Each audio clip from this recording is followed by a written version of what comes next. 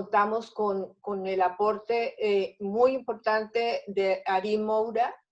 Ari Moura es el presidente y fundador del Instituto Carlos Matos Brasil. Él fue formado directamente, tuvo la fortuna de estar formado directamente por Carlos Matos en la Fundación Altadir, donde fue director, asesor y profesor directo, y además es el heredero legal de toda la obra de Carlos Matos.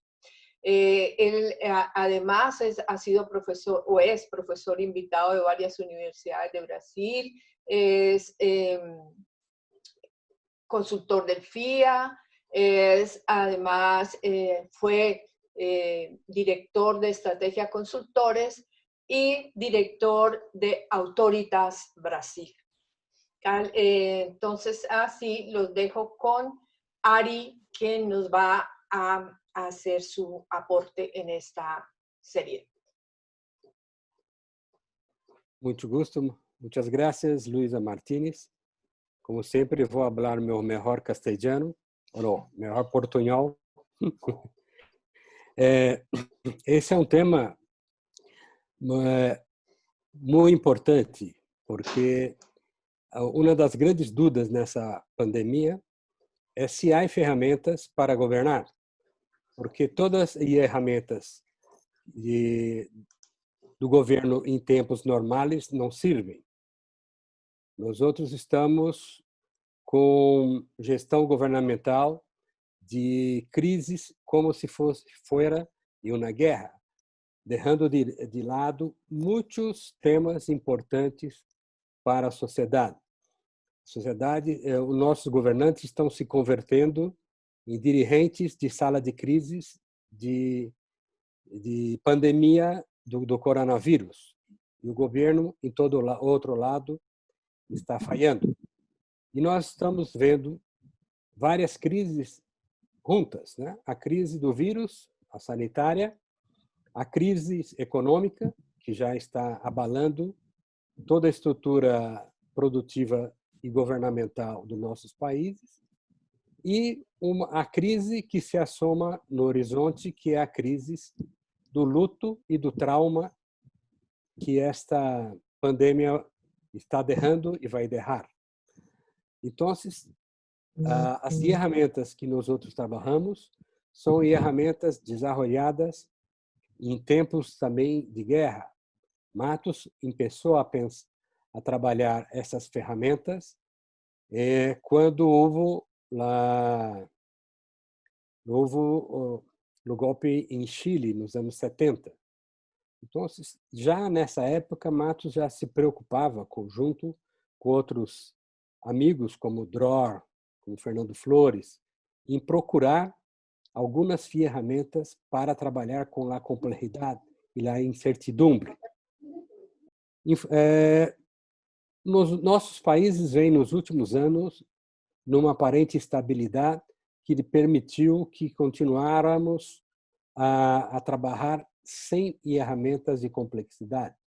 As ferramentas tradicionais lhes respondiam, mas agora não. Agora se faz necessário conhecer ferramentas para trabalhar com problemas complexos, que são problemas que têm muitas variáveis. Nós conhecemos só algumas das variáveis e não podemos estabelecer boas relações entre elas para aplicar, por exemplo, um algoritmo. Nós temos que trabalhar como se estivéssemos dentro de uma guerra, pero a suster toda a economia, toda a saúde e toda a sociedade estável. Então, por que nós necessitamos de ferramentas complexas? Porque nós estamos em momentos complexos. Aqui no Brasil, por exemplo, estamos no momento de fazer os pressupostos para o próximo ano, tanto no governo nacional quanto nos governos estaduais e locais.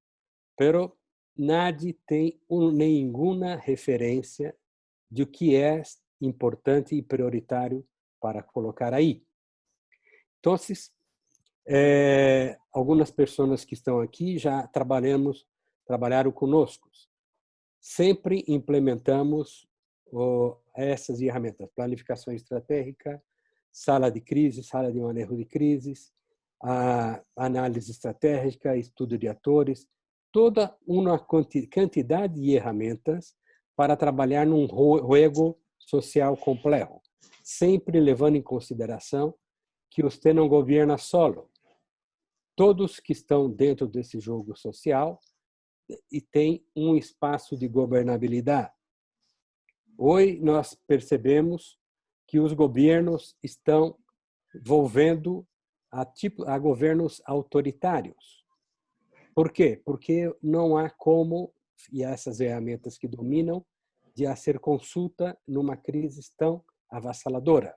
Mas há outras formas. Marco Moreno vai falar, por exemplo, de escuta inteligente na internet.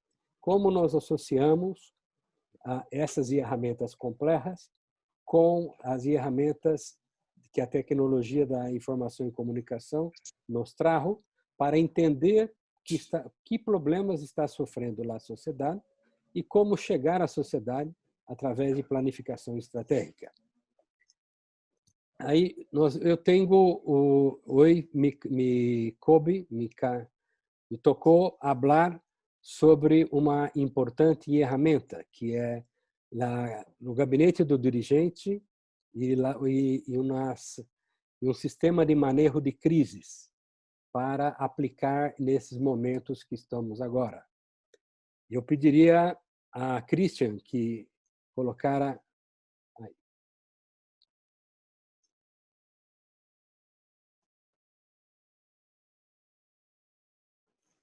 aí estamos. Sim, Christian, tranquilo.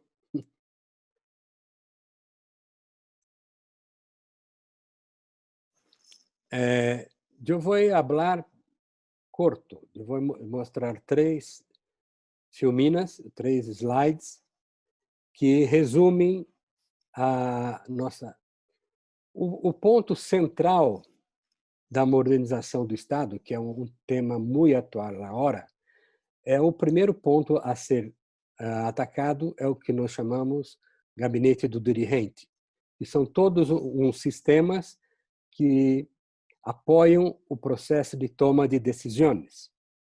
E daí está a qualidade do governo. Se o governo está com os temas que deve estar em sua agenda, se ele está enfrentando de maneira correta, se está comunicando de maneira correta, está enfrentando o problema da maneira que deveria estar. Um sistema de gabinetes, que é esse que está aí por aí, tem vários subsistemas. Por exemplo, nós temos dentro do próprio gabinete 2 sistemas que tratam de temas diferentes. Um que nós outros chamamos de chefia de gabinete, que trata dos problemas comuns e corriqueiros e correntes do dia a dia, mas com filtros, com análise, para que só chegue ao dirigente problemas que sejam do seu nível. Porque sem esses filtros, o dirigente se perde na micro causas, nas micros problemas do dia a dia. E também um sistema que nós chamamos unidade de processamento tecnopolítico, que vigila a importância dos temas e se os temas estão processados adequadamente. Uma unidade tomando conta do dia a dia e a outra dos problemas do plano estratégico e das questões estratégicas para o futuro, nesse caso, de governo e organizações. No segundo nível, unidade de planificação, que transforma problemas em planos, um centro de grande estratégia que mira hacia o futuro, para onde vamos, como vamos, ou seja, a planificação prospectiva. Temos unidade de suportes especializados, engenheiros, advogados, nesse caso hoje médicos, e como sistema de suporte, unidade de manejo de crises, as unidades executivas da organização, que toda organização tem, e uma unidade muito importante que nós chamamos de unidade de presença política. Que são isso? Que é isto? São tipos entrenados em verificar como está o capital político da organização e de seus dirigentes e apoiar o manejo de crises e hoje, por exemplo, como estamos situados na internet, nosso posicionamento na internet e nas redes sociais. Então, isso é um conjunto de ferramentas que permite que a organização possa, incluso, se redesenhar. Hoje, no Brasil, um tema que está na agenda de todos os dirigentes são como adequar o Estado para a pandemia e para a pós-pandemia. Por quê? Porque a pandemia nos colocou em quarentena, dentro de casa, mas todos continuamos a trabalhar. Aprendemos todo esse conjunto de aplicativo e ferramentas de internet. E o governo está aí também. As pessoas que estavam em secretarias e ministérios hoje estão fazendo a mesma coisa a partir de ferramentas tecnológicas. E o governo que vai sair dessa pandemia não vai ser um governo de processos físicos, vai ser um governo já treinado e acostumado a trabalhar por a internet. Isto já é uma volta. A outra que estão usando conceitos e métodos pré-pandemia ou pré-internet ainda para modernizar o Estado. Hoje, a grande discussão que há, por exemplo, aqui em muitos estados do Brasil, é como cortar custos e demitir pessoas dos estados. Isto não é a forma de se fazer modernização. Nós outros temos que levar o Estado para a era digital, para estar mais cercano da cidadania. Esse modelo de cortar custos e cortar gente, cortar organizações, só nos aleja mais da cidadania. Por quê? Porque o governo é um governo do século XX para uma cidadania do século XXI. A cidadania já se habla e já faz toda a sua vida pela internet e pelas redes sociais.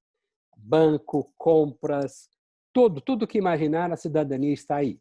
Mas o governo ainda segue por processos. Embora use muita tecnologia, não se acerca da cidadania. Não tem sistema de escuta inteligente, não tem sistema de falar setorialmente, não tem como segmentar as necessidades. Então, a modernização do Estado implica não só em cortar custos e cortar organizações, mas principalmente levar o governo para a era digital e das redes sociais. Por favor, Christian, o próximo. Isto nós aplicamos aqui em São Paulo, no estado de São Paulo, e também para vários municípios. Como atuar num sistema e que o governo atue com eficiência e eficácia durante a pandemia.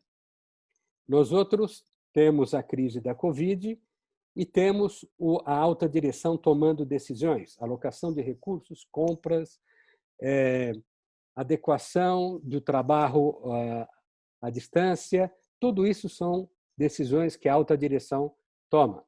E para isso nós criamos um sistema processador que busca, na realidade, o que se passa. Traz os problemas que são críticos, transforma-se em planos, que vai para o sistema decisor. O sistema decisor toma decisões sobre problemas concretos, porque passa a cidadania durante a crise. E dois sistemas muito importantes. Alguém tem que desenhar o sistema de gerencial e operacional. Temos que barrar isto a uma realidade que a máquina pública não está acostumada. Criamos sistemas gerenciais e operacionais para, por exemplo, que a Secretaria de Educação continuasse dando classes, que a Secretaria de Saúde e os hospitais continuassem operando, que o sistema de seguridade continuasse operando, que o sistema de limpeza pública continuasse operando. Ou seja, como perdemos e as pessoas se enclausularam, como que esses sistemas continuaram funcionando? E, principalmente, como nos comunicamos com a sociedade. Porque numa pandemia, você tem dois tipos de comunicação estratégicas. Uma comunicação de crises e uma comunicação de risco. A comunicação de risco é aquela que coloca as pessoas dentro do sistema planificado pelo medo. Medo de morrer, medo que se morra, medo de contaminação. E a comunicação de crises é para colocar a cidadania ao tanto do que se passa e que futuro que nós teremos. Senão, nós outros não conseguimos estabelecer nenhum plano de retomada econômica, por exemplo, se quedamos só em comunicação de risco. Tá? Nós temos que ter todo esse sistema para atuar. E isso que nós outros desenvolvemos com muita velocidade para os governos.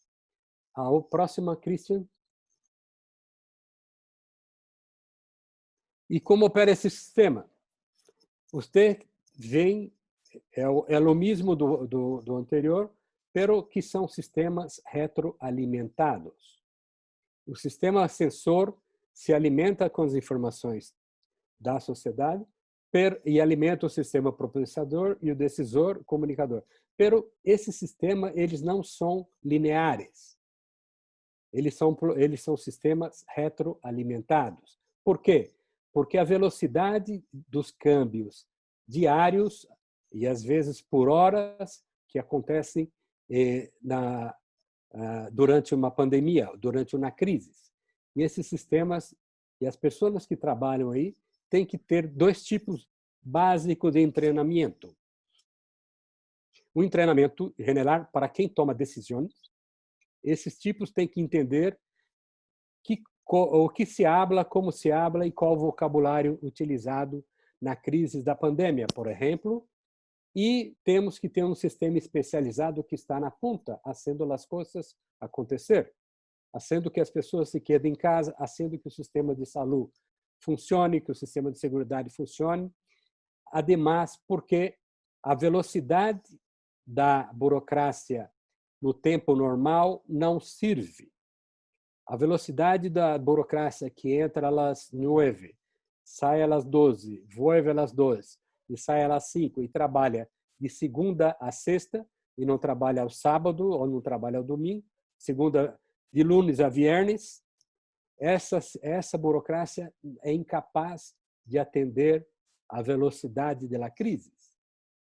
Nós outros temos que ter um núcleo de inteligência que haga com que a máquina funcione. Calle la perrita, mamá, por favor. Que a burocracia aconteça. Então, em termos gerais, nós outros temos que ter teoria e métodos, pero e ferramentas potentes.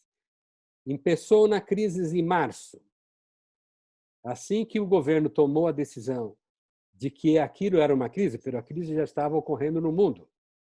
Nós outros aqui na América Latina tivemos um gap que nós poderíamos tê-lo aproveitado muito bem, de quase 2 meses, para se preparar nossos sistemas de saúde, preparar a sociedade todo, pero começamos a atuar quando a crise começou a adoecer pessoas em nossos países, em nossas cidades. E esse sistema que nós estamos apresentando foi um sistema que teve uma capacidade de respostas muito boa. Por quê? Porque o governo se socorreu, de primeiro momento, de sistemas de manejo de crise policiais ou de crises de defesa civil.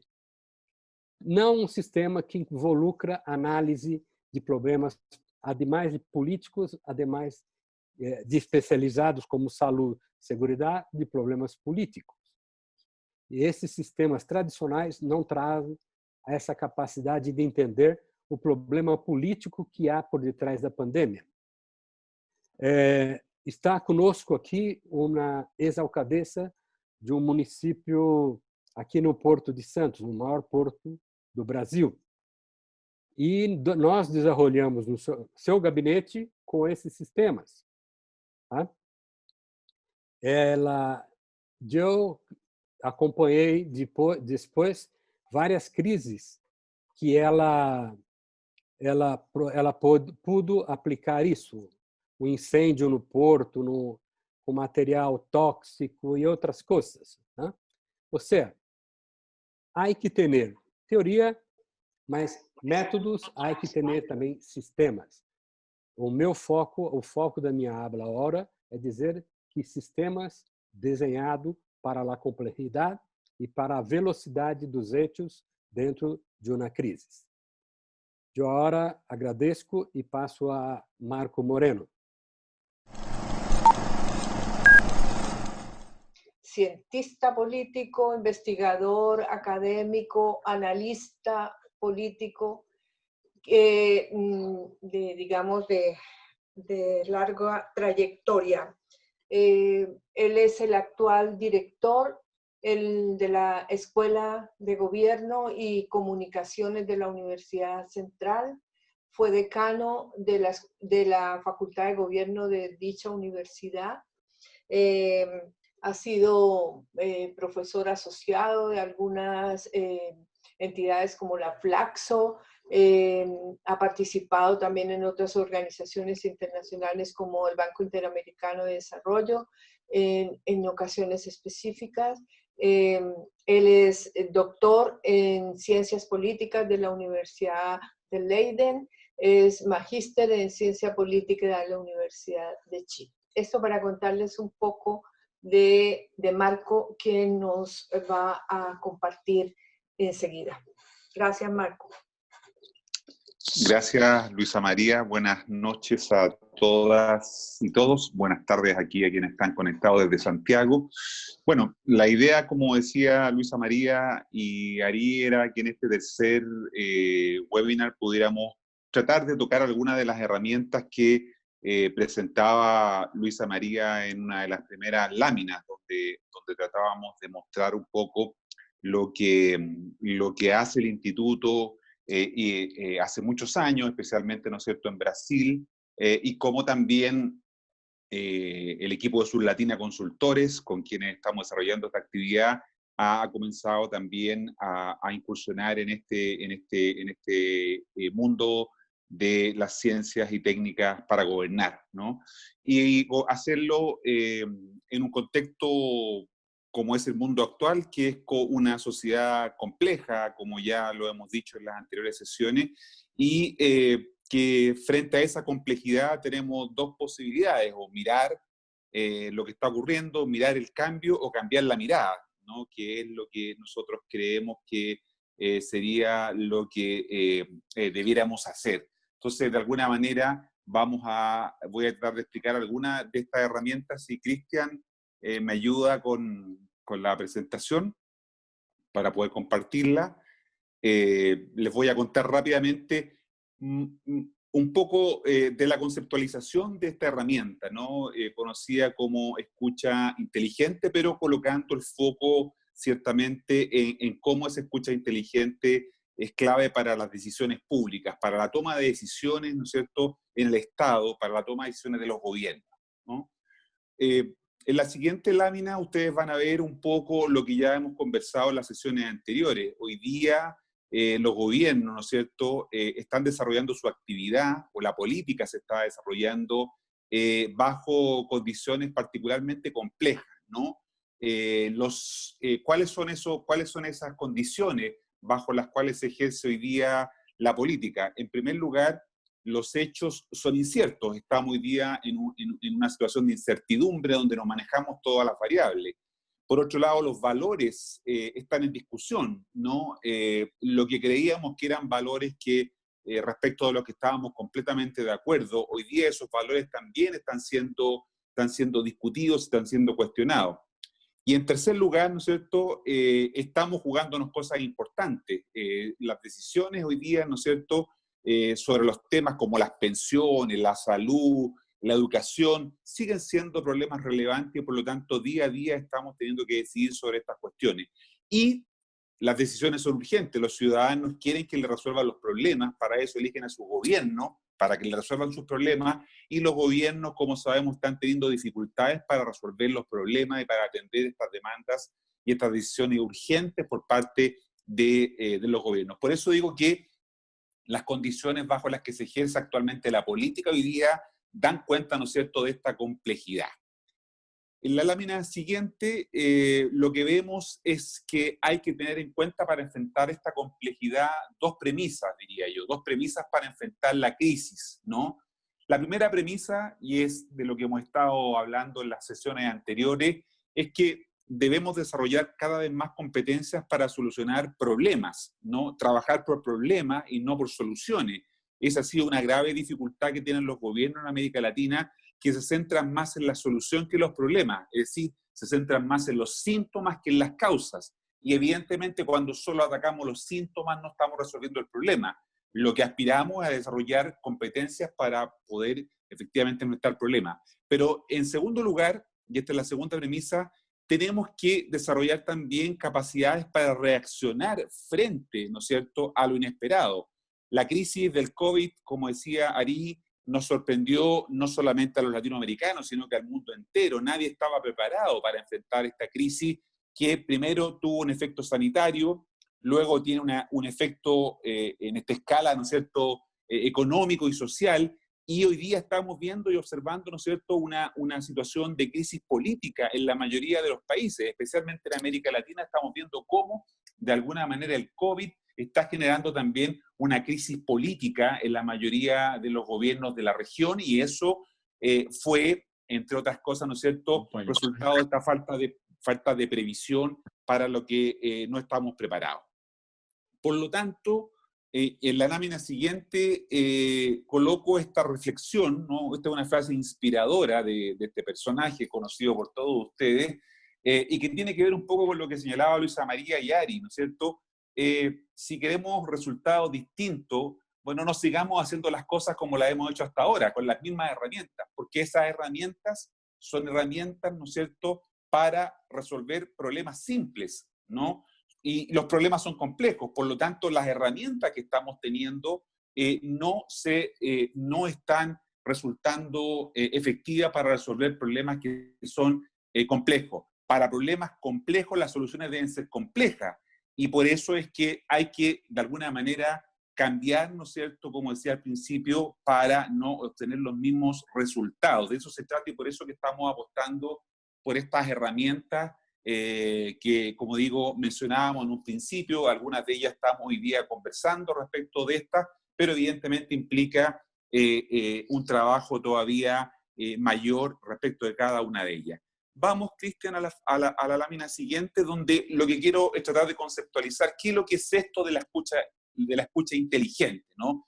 Y cómo se relaciona la escucha inteligente con las decisiones públicas. Básicamente, la escucha inteligente es una estrategia activa, ¿no? O sea, que la empleamos para enfrentar situaciones concretas, ¿no? Que se aplica hoy día a las decisiones públicas y que se concentra fundamentalmente en cómo extraemos información, ¿no es cierto?, y cómo nos centramos más en extraer y elaborar a partir de lo que dicen los actores sociales, ¿no es cierto?, usando las nuevas tecnologías sociales. Es decir, cómo utilizamos hoy día, ¿no es cierto?, herramientas como la Internet y las redes sociales para tratar de entender lo que están planteando los actores. Nosotros todos decimos, y es un lugar común afirmar, que el Internet, ¿no es cierto?, o la Internet cambió la vida de las personas. Nadie hoy día realmente puede funcionar bien sin Internet y sin las redes sociales. Por lo tanto, resulta evidente que si cambió la vida de nosotros, tiene que cambiar la vida de los gobiernos. o la manera en que los gobiernos de alguna manera enfrentan los problemas. Por eso digo que de alguna manera la escucha inteligente tiene que ver con cómo desarrollamos estrategias, ¿no es cierto?, para tratar de extraer información y elaborar a partir de esta, ¿no es cierto?, las acciones necesarias apoyándonos en las nuevas tecnologías sociales, ¿no? La práctica de la escucha inteligente, ¿no?, se relaciona, diría yo, con 3 dimensiones, ¿no? Y estas 3 dimensiones son claras para poder usar estas herramientas para poder tomar decisiones, ¿no? ¿A quién estábamos escuchando? Lo que estamos escuchando y cómo se procesa lo que escuchamos, porque podría ser muy sencillo solamente capturar información, ¿no? Tener la información, pero no procesarla. La clave está en cómo proceso la información. No saco nada con tener información de Big Data, es decir, captura de mucha información, si esa información no soy capaz de procesarla, ¿no? Eso tiene que ver con lo que antes Ari mencionaba, ¿no es cierto?, de el gabinete de crisis, ¿no es cierto?, la oficina de crisis, cómo procesamos esta información en ese espacio, y eso es de alguna manera lo que hay que entender cuando hablamos de esta escucha inteligente. En la siguiente lámina les muestro un poco cómo se ve esto de manera concreta, ¿no? ¿Qué relación hay entre escucha inteligente y la construcción de agenda? Este es un caso de Chile. Lo que ven ustedes ahí se llama un histograma, ¿no?, donde se muestra el flujo de una conversación cualquiera. En este caso yo tomé 2 conversaciones en Chile, discúlpenme el ejemplo, pero estaba centrado, ¿no es cierto?, en información sobre lo que estaba ocurriendo acá.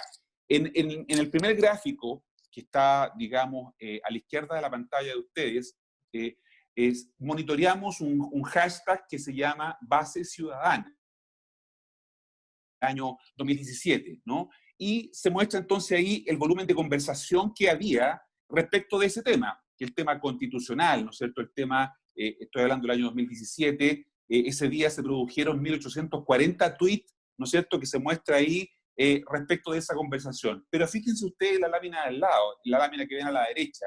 La lámina que ven a la derecha captura la conversación sobre un tema muy atingente que concita mucho interés en muchos actores sociales, como era, en el caso de Chile, la discusión del proyecto de aborto en 3 causales. Si ustedes se dan cuenta, ¿no es cierto?, la cantidad de información que se genera, la cantidad, perdón, de conversación y de interacciones es significativamente mayor, y así lo vemos graficado ahí, que la conversación sobre el otro tema, que es muy importante también, discutir sobre las bases ciudadanas, sobre la Constitución o sobre un nuevo cambio constitucional, pero evidentemente el interés de las personas, el interés de aquellos que están interactuando, que están conversando en redes sociales, va de repente por un camino distinto del que las autoridades creen que es el tema que le preocupa a los ciudadanos. Entonces, coloco estas 2 gráficas para que ustedes vean, ¿no es cierto?, cómo de alguna manera las agendas se podrían mejorar, la construcción del proceso de agenda setting se podría mejorar si tomáramos en cuenta, por ejemplo, este proceso de escucha inteligente, si lográramos ver qué es lo que está conversando, de qué es lo que está conversando la gente en las redes sociales, ¿no? En la lámina siguiente, lo que estamos viendo, ¿no es cierto?, o a lo que quiero hacer alusión, es que de alguna manera lo que nosotros estamos observando, ¿no?, es que tenemos que pasar de la discusión sobre los problemas, de los grandes temas, ¿no es cierto?, a los problemas concretos de la gente. Hemos dicho que los gobiernos tienen que centrarse en los problemas y no solo en las soluciones. Y para eso, entonces, la escucha inteligente es una muy buena herramienta porque nos permite pasar de las causas abstractas que no movilizan, que no generan convocatoria, no generan participación, ¿no es cierto?, y por lo tanto son ese tipo de causas las que finalmente terminan desincentivando la participación. Las redes sociales permiten, ¿no es cierto?, articular de forma casi inmediata esa conversación, capturarla y procesarla. Hay distintos dispositivos, distintos mecanismos para capturar esta información, ¿no? Nosotros en la Universidad Central hemos desarrollado una herramienta propia que nos permite capturar un volumen importante de conversación. Ari en Brasil no trabaja con Autoritas que tiene, ¿no es cierto?, sistemas que permiten capturar todavía volúmenes mayores de conversación, Y ese volumen de conversación, entonces, de manera casi inmediata nos permite poder reaccionar y enfrentar determinados problemas. No hay que buscar tanto la discusión ideológica o pragmática que sustenta las acciones concretas, sino que de lo que se trata es identificar cuáles son las acciones que más importan a la gente y que de alguna manera generan un mayor tipo de interés en la conversación que tenemos en este espacio del territorio digital. En la lámina siguiente les voy a dar algunos ejemplos de esto que estoy planteando. Por ejemplo, ha habido aquí una discusión en Chile en los últimos días a propósito de lo que hablaba Ari, de el impacto que está teniendo el COVID-19, ¿no es cierto?, en el tema de sus efectos sociales. Entonces aquí nosotros buscamos información sobre cómo la gente estaba evaluando la entrega de un bono por parte del Estado, por parte del gobierno, un bono de 500.000 pesos a los sectores medios fundamentalmente, que era una iniciativa muy importante, que al gobierno le parecía fundamental y para los ciudadanos también era muy importante, pero respecto de ese bono, la crítica de la gente era que la institución encargada de materializar esta operación, el Servicio de Impuestos Internos en Chile, ¿no? Un servicio que todos creíamos que era de un primer nivel, ¿no? Y nos sentíamos muy orgullosos de este Servicio de Impuestos Internos, que es el órgano que recauda los impuestos en Chile, no estaba siendo capaz de procesar el alto volumen de demandas que estaba haciendo la gente para poder acceder al bono. Entonces las plataformas no estaban resultando. Y lo que nosotros capturábamos, ¿no es cierto?, en la conversación en redes sociales, era justamente, ¿no es cierto?, el malestar de muchas personas porque no podían acceder a esa política pública o a esa política social que el gobierno estaba proveyendo. Es decir, lo que estaba fallando es lo que se conoce técnicamente como el delivery, la entrega, porque se estaba anunciando un bono, ¿no?, que no se podía acceder a él, porque la plataforma tecnológica para poder hacerlo no estaba dando, ¿no es cierto?, o no estaba siendo suficiente para poder absorber esa demanda. Entonces lo que ven ustedes aquí es la conversación y cómo de alguna manera hay un fuerte cuestionamiento a esta institución, ¿no? Porque efectivamente mientras el ministro de Hacienda decía que se podía acceder a este bono, lo que estaban mostrando, ¿no es cierto?, la evidencia, la conversación en redes sociales, especialmente en Twitter, era que lo que el ministro decía no estaba ocurriendo en la realidad porque esto no estaba funcionando. Entonces ahí tienen ustedes un ejemplo de cómo la ayuda inteligente podría ayudar a mejorar a la autoridad a resolver este tipo de problemas. En la próxima lámina les coloco otro ejemplo, que es bien interesante. Esto es también un proyecto de ley que están presentando parlamentarios de la oposición, ¿no?, que busca establecer un impuesto a los súper ricos, un impuesto que se cobraría por una única vez en Chile, ¿no es cierto?, a objeto de recaudar un mayor volumen de recursos para poder financiar la crisis, ¿no? Y entonces, ¿qué es lo que ocurría con este impuesto a los súper ricos?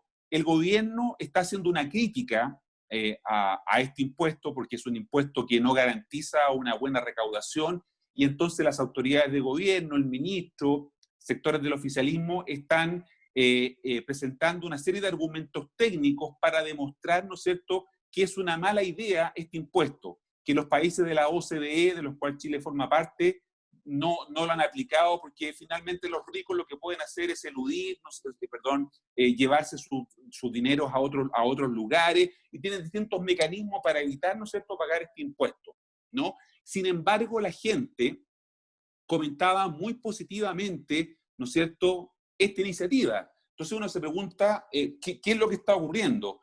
Y la verdad, ¿no es cierto?, que lo que hay aquí es una discusión más que técnica, es una discusión simbólica, ¿no? Es una discusión desde la emoción, si ustedes quieren, porque de alguna manera lo que está expresando la gente es que no me importa si se recauda más o menos, ese no es mi problema. Lo que yo quiero es que haya de alguna manera, ¿no es cierto?, un efectivo impuesto para los supermillonarios en el país, para los super ricos, ¿no?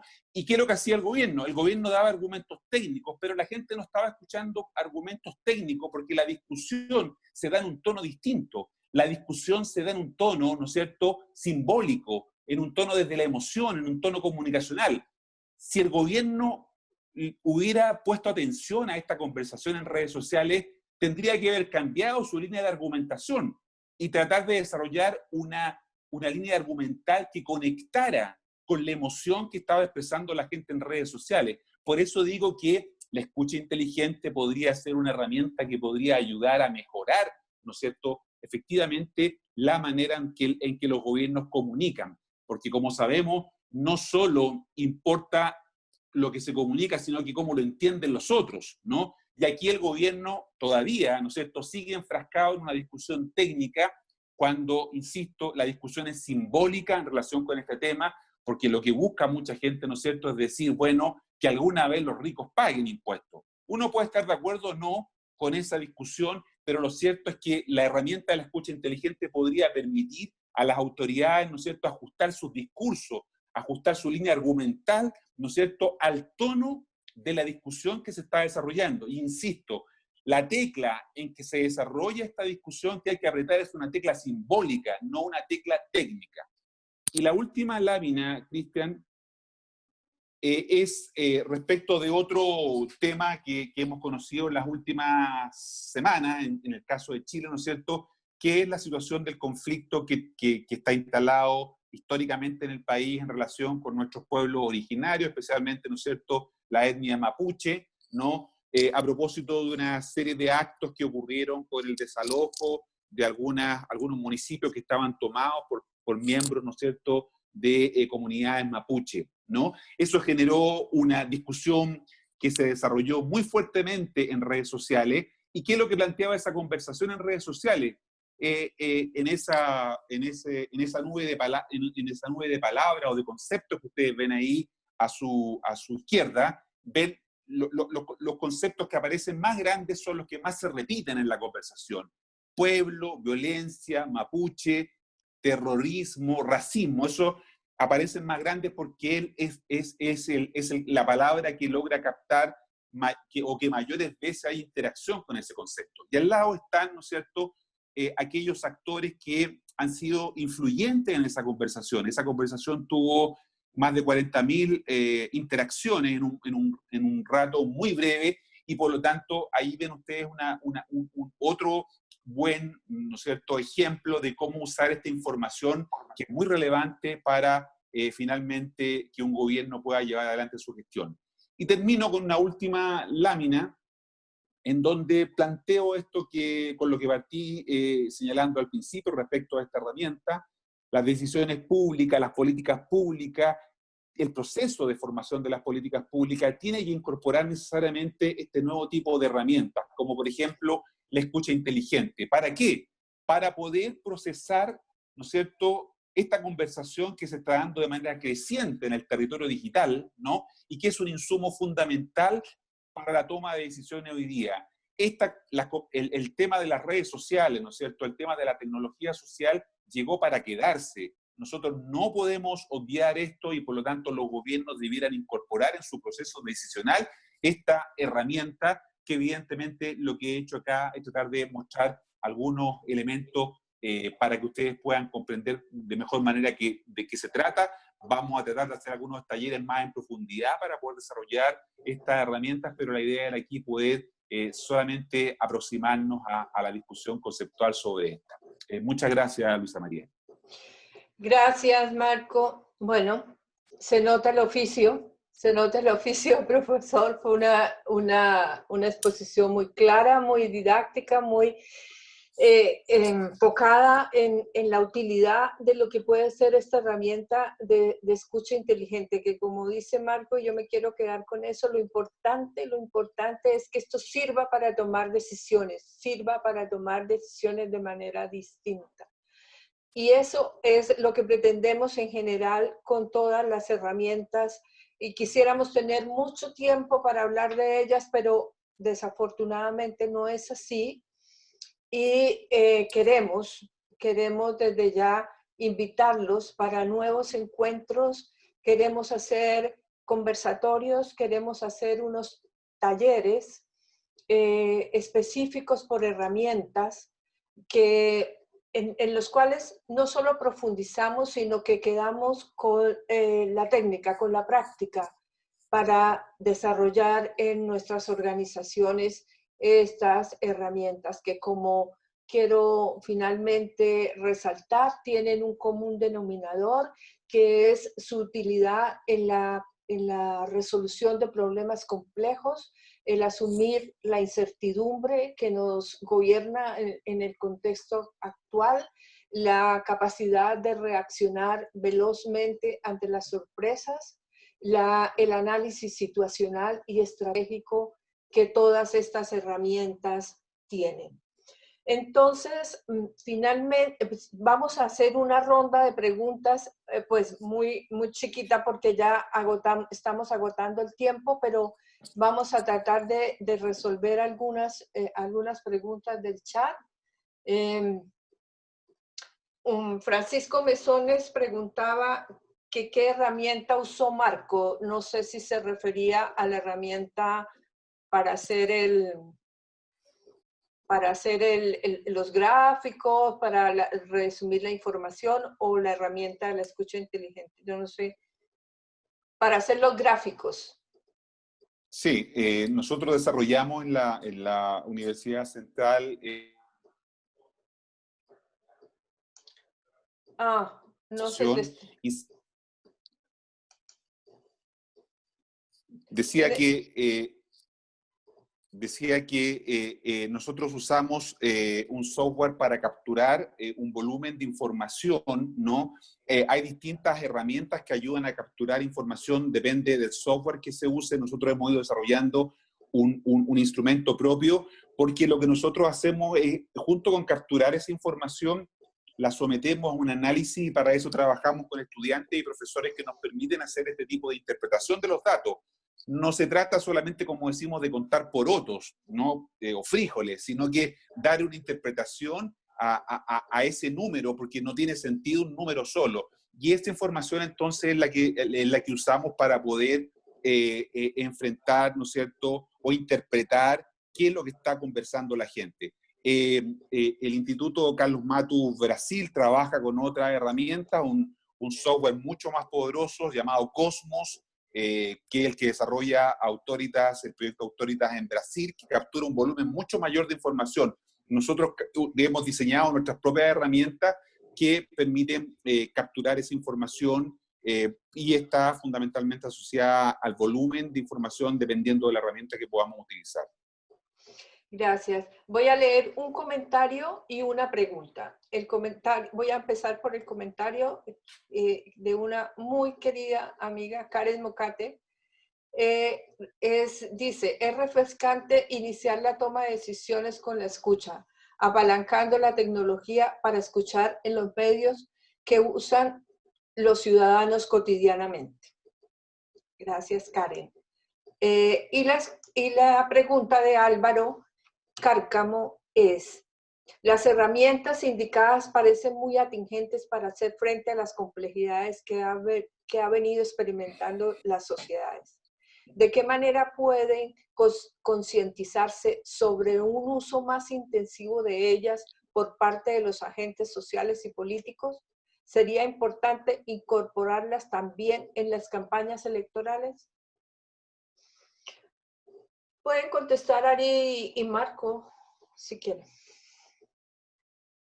Ok. Esto es una cuestión muy importante para nosotros percebermos cómo hacer gobierno y la complejidad.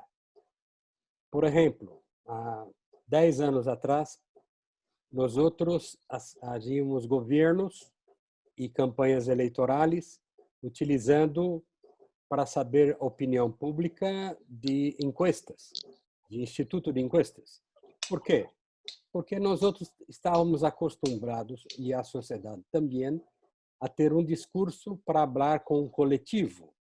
Então, tirar a comunicação era para um coletivo. E teníamos também agências de publicidade para fazer campanhas e fazer comunicações, televisão, porque isso atingia um coletivo. A internet quebrou esse paradigma, porque as opiniões agora não são coletivas.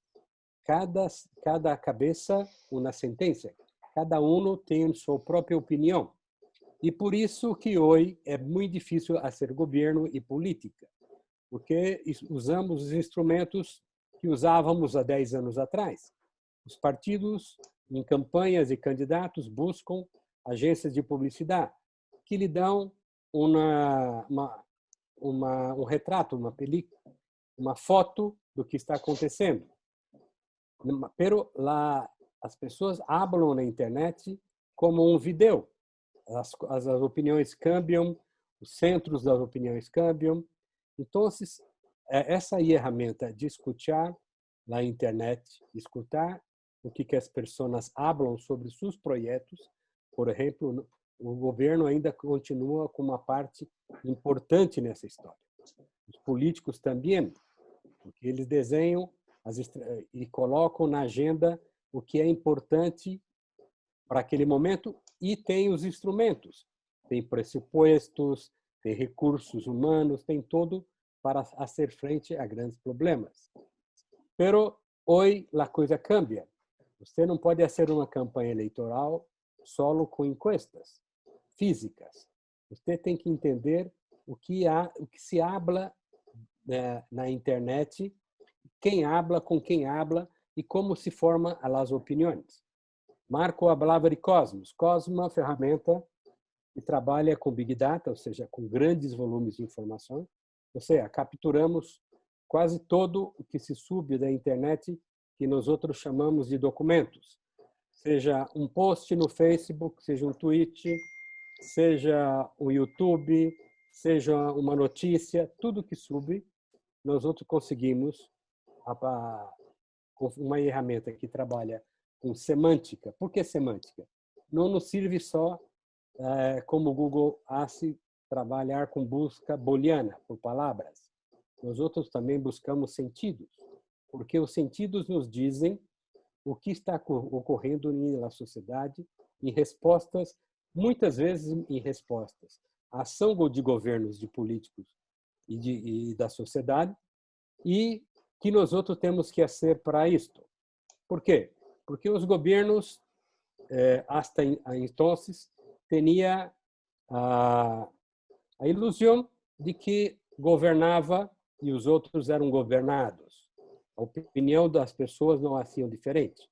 Pero de 2010 para cá, nós outros vimos que as pessoas se organizam por redes sociais. Primavera Árabe, a questão do Ocupa Madrid, Ocupa Nova York. Então, isto cambiou a forma. As pessoas sentem necessidade de estar nas decisões. E os governos e os partidos e os políticos têm que estar também aí. Um exemplo de um partido que se cresceu, que é nativo da internet, é o Podemos na Espanha. Começou pela Ocupa Madrid, com professores universitários que chegaram ao poder, uma terceira força da Espanha, pero hoje, no governo, se defrontam com o conflito do mundo físico com o mundo digital. Tá? Então, assim, trazer ferramentas para escutar é fundamental. Já era fundamental a ser governo escutando. Escutávamos como que teníamos, filtrado por políticos, filtrado pela TV, filtrado pelas encuestas, pero hacíamos isso. Mas hoje é muito mais importante a opinião individual. E a opinião individual mobiliza milhões. Então, você tem que saber o que tu hace, qual reflete o que está na sociedade e qual é a renda que está na sociedade para que você traga para processar y oferecer respuestas. Gracias, Ari. Voy a hacer otra pregunta porque tenemos poco tiempo. ¿Qué tan, nos pregunta Dionisio Falbaum, qué tan representativas pueden ser las redes sociales del sentir más profundo de la sociedad, atendido la calificación diversa de los actores y su anonimato? Sí, a lo que dice, bueno, Dionisio está hablando justamente de este momento que estamos en un momento de transición, ¿no? Evidentemente, la democracia análoga, podríamos decir, no ha terminado totalmente, ni estamos en una democracia totalmente digital, no estamos en un periodo de transición. Algunos autores hablan de un interregno, en donde lo viejo no termina de morir, lo nuevo no termina de nacer. Estamos justamente en ese momento, en donde todavía perviven, como decía Ari, algunas prácticas de la democracia análoga, esta que Dionisio dice que tiene que ver con los sentidos más profundos de los ciudadanos, que a lo mejor las redes sociales no captan, porque las redes sociales sabemos que conforman parte de una élite también, porque no toda la gente está en redes sociales. Ese es un elemento claro que hay que reconocer, pero este es un proceso que va en esa dirección, ¿no? Podemos hoy día tener esa mixtura, esa dualidad, pero vamos camino a un predominio de lo digital sobre lo analógico, ¿no? Eso va a ser inevitable. La pandemia de alguna manera aceleró este proceso con el teletrabajo, con, ¿no es cierto?, el tener que estar en el confinado en las casas, y por lo tanto el uso de las redes, de las tecnologías sociales ha ido en aumento. Y evidentemente no son, por supuesto, todo lo representativas que uno pudiera darle el 100% de la credibilidad, ¿no es cierto?, a lo que exponen las redes sociales. Sobre todo, además, porque hay fenómenos como las cámaras de ecos, como la homofilia, ¿no?, que se dan en este ambiente también, y de alguna manera, ¿no es cierto?, la gente sigue en redes sociales a personas que piensan relativamente parecido a uno, ¿no? Y conversa entonces e interactúa con gente que piensa más o menos como yo, ¿no? Eso da lugar, ¿no es cierto?, a este fenómeno de la homofilia y de las cámaras de ecos que se dan muy fuertemente en redes sociales. Pero aún así, ¿no es cierto?, de alguna manera, como decía ahí, nos entregan información importante para el proceso de toma de decisiones. No es que los gobiernos tengan que quedar supeditados a la dictadura ahora de las redes sociales, pero sí es un insumo importante para mejorar el proceso decisional. Lo que pasa es que los gobiernos no incorporan esta dimensión, como antes no incorporaron a los ciudadanos, y hemos visto, ¿no es cierto?, lo que pasó por no incorporar fundamentalmente a la ciudadanía. Y en segundo lugar, porque estamos viviendo otro fenómeno que es bien importante, ¿no? Hemos pasado de una democracia del habla, del discurso, ¿no? Y por eso que se hacían grandes manifestaciones, mítines, concentraciones donde el político le hablaba a ese público. Pero hemos pasado de esa democracia del habla a una democracia ocular, a una democracia de los ojos, en donde la gente se hace la opinión, se forma un concepto a partir de lo que ve en una pantalla, de lo que ve en la televisión. Eso es lo que lleva a la gente a formarse una opinión. Por eso que hemos pasado de la democracia del habla a la democracia ocular, ¿no? Y esa democracia ocular ocurre fundamentalmente en estos espacios que generan, ¿no es cierto?, territorio digital. Los gobiernos tienen que acostumbrarse a eso y tienen que incorporar esta dimensión, ¿no es cierto?, en su proceso de toma de decisiones. Los políticos y los partidos políticos se han ido adaptando mucho más rápido y han incorporado, ¿no es cierto?, esta herramienta para poder planificar sus campañas. Ari, en Brasil, y el instituto tiene mucha experiencia llevando adelante campañas que han incorporado el componente digital o tecnológico para poder, ¿no es cierto?, mapear adecuadamente sectores, para poder levantar problemas. Todo eso, ¿no es cierto?, es una información muy valiosa para poder tomar decisiones. Y lo que nosotros planteamos acá, más que la herramienta en sí misma, es cómo esa información sirve para mejorar el proceso de toma de decisiones, porque de esa manera podemos enfrentar lo complejo, ¿no es cierto?, de una sociedad en donde no conocemos todas las variables, no manejamos todos los elementos. Esto nos ayuda a mejorar, acercarnos un poco mejor, pero evidentemente no es la panacea ni en la solución absoluta a todos los problemas. Gracias. Tenemos dos preguntas y un comentario. Una pregunta que es, desde mi punto de vista, muy amplia y no la podríamos contestar muy sencillo, es ¿cuáles serían las mejores recomendaciones para diseñar políticas públicas en este escenario de total incertidumbre? Bueno, aplicar estas 3 herramientas yo creo que podría ser la respuesta. Y lo invitaría a Rubén Gómez a seguir participando en estos conversatorios y en estos talleres, y ahí vamos a desarrollar un poco más las políticas. La otra pregunta que nos hace Jorge Córdoba es la evolución de las redes sociales y lo inmediato de la interacción con los ciudadanos no está dejando obsoletas las estructuras tradicionales de la representación política en nuestras democracias. Bueno, disso se trata. Isso se trata política, governo e organizações. Se você pensar, o mercado está, o privado também está sendo a sua prática no digital. Hoje, as grandes empresas mundiais são aquelas que trabalham com informação. Google, Microsoft, Amazon. Por quê? Porque o mundo está cambiando para o digital, incluso no nosso dia a dia. Hoje é possível fazer uma quarentena, quedar-se cerrado por conta do coronavírus, com todos os serviços, supermercado, farmácia e tudo que uno necessite, porque há tudo já um desenvolvimento de plataformas. As plataformas são o câmbio o ponte entre o físico e o digital que falava Marco.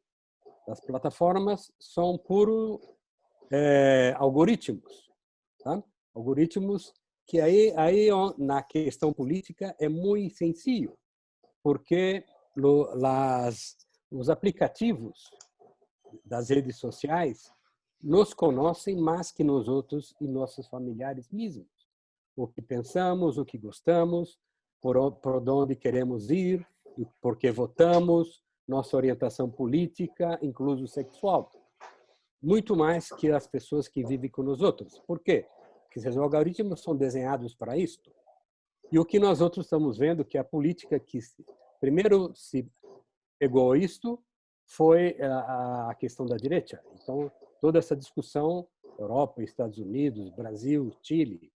Pero aí há um espaço para a boa política, a política desenhada para o espaço digital, para colocar frenos a isto e colocar regras, porque hoje é um espaço sem frenos e sem regras.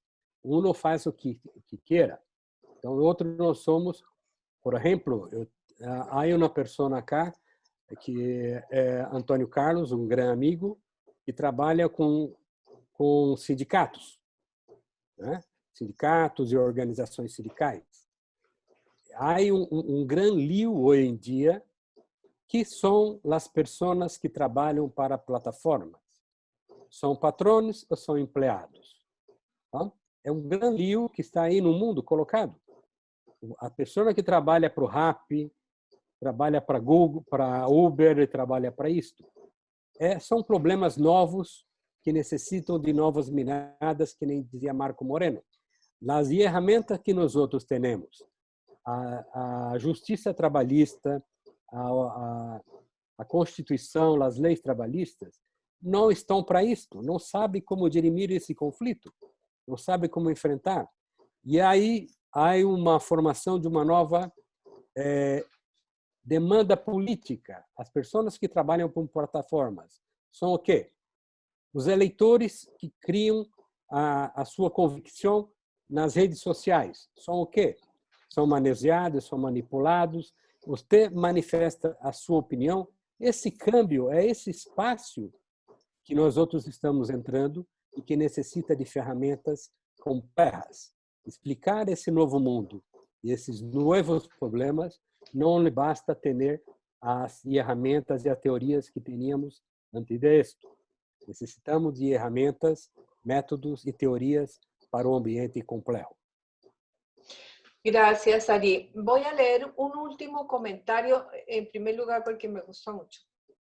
Y con eso terminamos y les ruego que no se vayan porque vamos a hacer un ejercicio, vamos a interactuar por primera vez y vamos a hacer un ejercicio final muy cortito de 1 minuto, pero que nos interesa mucho para seguir adelante. El comentario es de Felipe Sepúlveda, dice: En Chile, las oficinas de crisis y unidades estratégicas funcionan de forma incipiente. Los gobiernos y sus diversas carteras, en donde muchas veces se apoyan en agencias externas, producto de que no se encuentra el personal calificado. En función de esto, se hace fundamental la creación de programas. Hacen falta más programas de estos, las cuales entreguen más herramientas como realiza el Magíster de la Universidad Central. No obstante, aún faltan más programas. En Chile, las oficinas de crisis y unidades estratégicas, bueno, funcionan de manera incipiente. ¿Ya? Entonces, yo también estoy de acuerdo que hace falta más programas, que hace falta instalar realmente en las oficinas las salas de crisis y las salas estratégicas. No podemos seguir comentando más. Muchas gracias a los que les ha parecido muy bueno el webinar y esperamos seguir contando con su participación.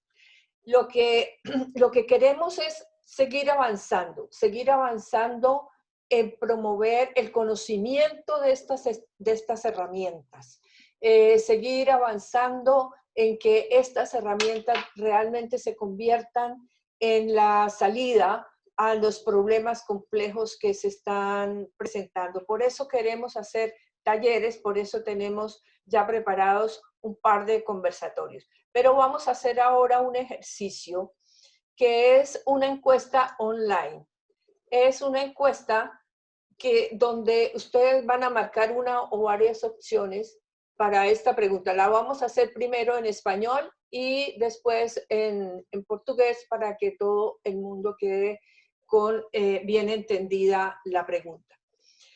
La pregunta es, ¿cuál o cuáles herramientas representan mejor sus preferencias para participar en conversatorios y o talleres de capacitación? Marque con una X al lado izquierdo de las opciones listadas aquí abajo y por favor seleccione una o varias. Pueden seleccionar varias, pero obviamente que sean las principales. ¿Ya? Entonces, primero lo vamos a hacer en español y después lo vamos a hacer en portugués. No, es solamente las principales herramientas, no las pusimos todas porque no nos cabía realmente. Y por eso lo vamos a hacer así. Entonces vamos a iniciar la votación. ¿Ya? Vamos a dar un minutito para que lo hagan. Ustedes voten tranquilamente.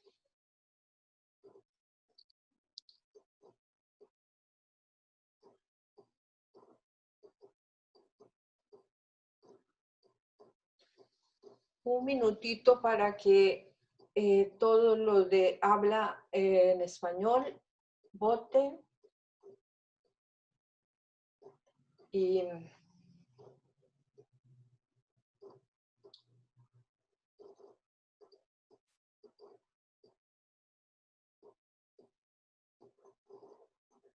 ya les vamos a compartir los resultados. Y próximamente vamos a convocarlos, a invitarlos cuando tengamos listos ya los conversatorios y los talleres.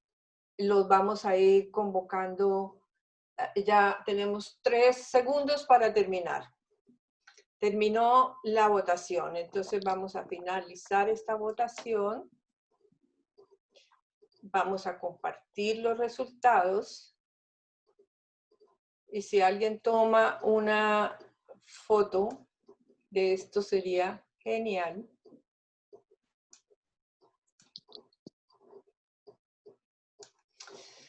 Ya, ahora vamos. ¿Ya vieron los resultados? Obviamente, escucha inteligente, corrí aquí con ventaja y por eso ven ustedes que fue bastante, pero la planificación estratégica situacional también fue importante, la planificación prospectiva y el análisis estratégico de actores. Entonces vamos a dejar de compartir estos resultados, ya los vieron, ya tomaron foto, y vamos a hacerlo en portugués.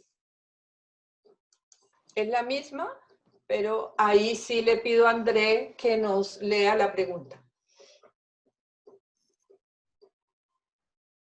¿André se fue? Estoy aquí, Ah, pero no sé dónde está. Esperando a pergunta. Ah,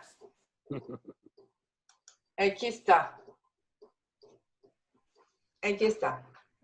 ¿La ves? Quais ferramentas representam a sua preferência para participar de discussões e ou workshops de treinamento? Marque um X à esquerda das opções listadas abaixo. Você pode selecionar uma ou mais, os principais.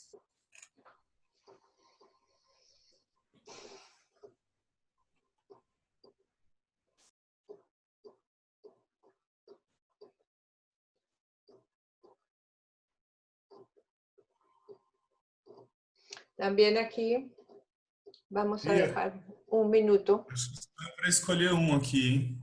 Né?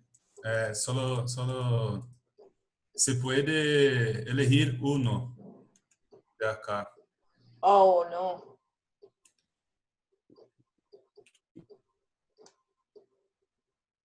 No, están eligiendo. Ah, bueno. Espérenme un segundo, relanzamos la... Vamos a finalizar esta. Y la relanzamos. ¿La relanzamos o lo dejamos con una opción? Creo que más que una es mejor. Bueno, entonces vamos a finalizarla y vamos a editarla para ponerle varias opciones.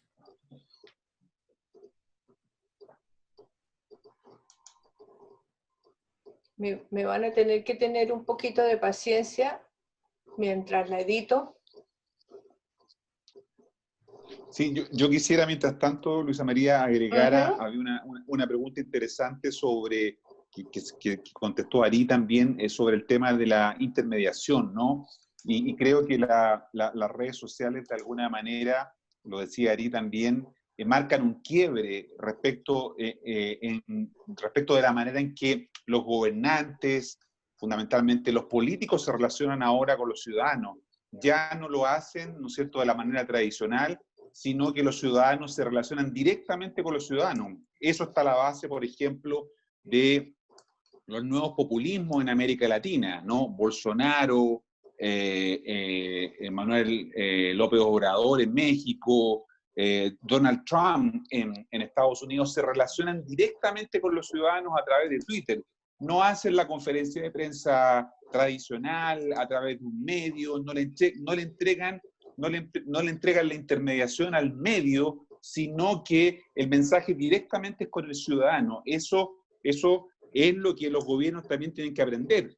Hoy día cualquier persona en cualquier de nuestros países podría comunicarse directamente con el presidente de la República sin tener que pedir una audiencia, ¿no? Bastaría con que escribiera un mensaje, ¿no es cierto?, dirigido al presidente o a la presidenta, para que uno supone en los gobiernos haya equipos que están capturando esta información, ¿no es cierto?, que tiene datos interesantes y puedan de alguna manera, ¿no es cierto?, incorporarlo para eso, ¿no?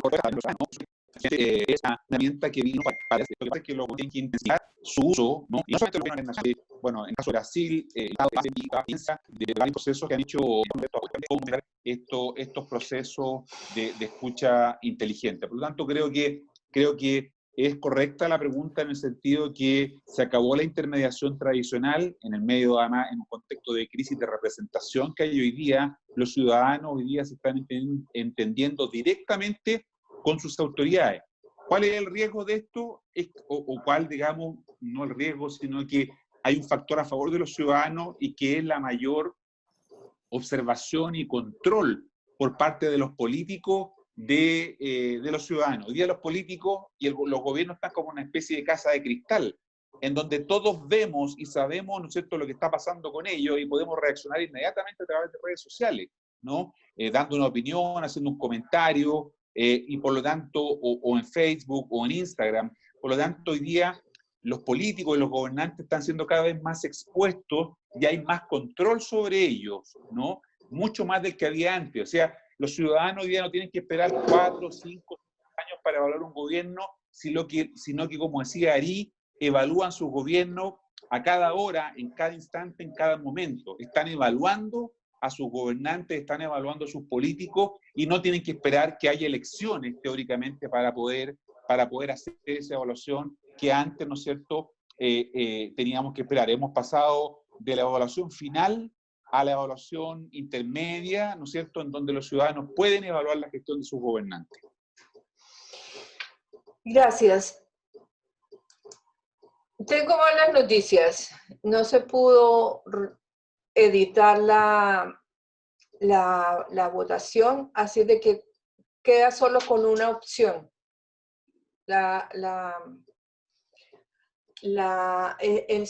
Esta encuesta en portugués, así de que solo tienen posibilidad de una. Quiere decir que es una encuesta más estricta.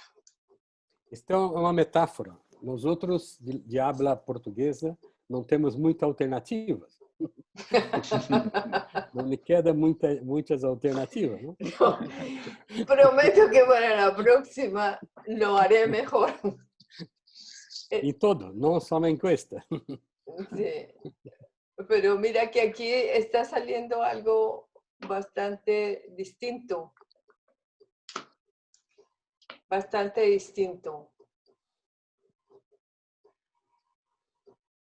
Bueno, está el minuto, así que creo que terminamos. Vamos a finalizar y vamos a compartir los resultados.